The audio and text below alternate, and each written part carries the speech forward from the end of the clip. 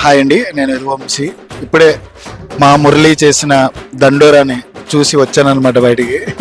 Murali 4 years నుంచి మేము ఇద్దరం ట్రావెల్ అవుతున్నాం. సినిమా స్క్రిప్ట్ నుంచి మురళి నా స్క్రిప్ట్ని మురళికి, మురళి స్క్రిప్ట్ నాకు ఎక్కడెక్కడో కూర్చొని మాట్లాడుకుంటూ ఒక్కొక్కరు సినిమాను ఒక్కొక్కరు మాట్లాడుకోవడానికి వచ్చినందుకు చాలా ఆనందంగా ఉంది. ఫస్ట్ థింగ్, ఈ సినిమాని చూడండి అని చెప్పడం చాలా ఇబ్బందిగా ఉందన్నమాట. మంచి సినిమా ఇది, ప్లీజ్ చూడండి అని చెప్పాలనుకోవట్లేదు నేను. కంపల్సరీ చూడండి, చూడకపోతే ఏదో మిస్ అవుతారు కంపల్సరీ. ఎందుకంటే మన యాక్టర్స్ ఉన్నారు, మన టెక్నీషియన్స్ ఉన్నారు, మన రూటెడ్ స్టోరీ, మన కథ అనమాట. డెఫినెట్లీ నాకు అందరి పర్ఫార్మెన్స్ నచ్చినాయి. మెయిన్గా రవి గారిది చాలా బాగా నచ్చింది నాకు. యాక్టింగ్ రియల్లీ సూపర్ అండి.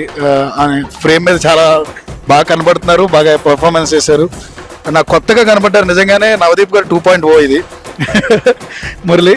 అండ్ శివాజీ గారిని నేను చూసినంతసేపు నాకు ఎందుకో చిన్నప్పటి నుంచి ఆయన చూసి ఉన్నాం కదా, ఆయనకి ఇప్పుడు కామెడీ చేసేవారు. ఈ సినిమాలో చేసిన ఎమోషన్కి నాకు కోపం అవేం కనపడలేదు. ఆయన చాలా ఎమోషనల్గా చేశారు సినిమాలో.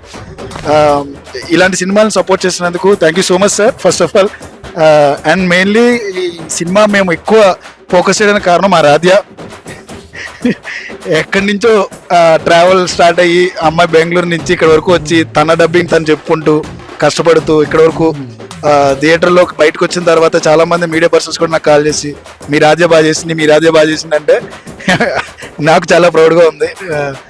Definitely please do watch Mounika. And మీరు అందరూ బాగా చేశారు.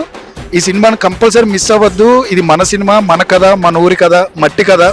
చాలా అందంగా నీట్గా చెప్పారు. Please do watch it in near by theatres. దండోరా ప్రతి చోట దండోరా అవ్వాలని మనస్ఫూర్తిగా కోరుకుంటున్నాను. Thank you so much.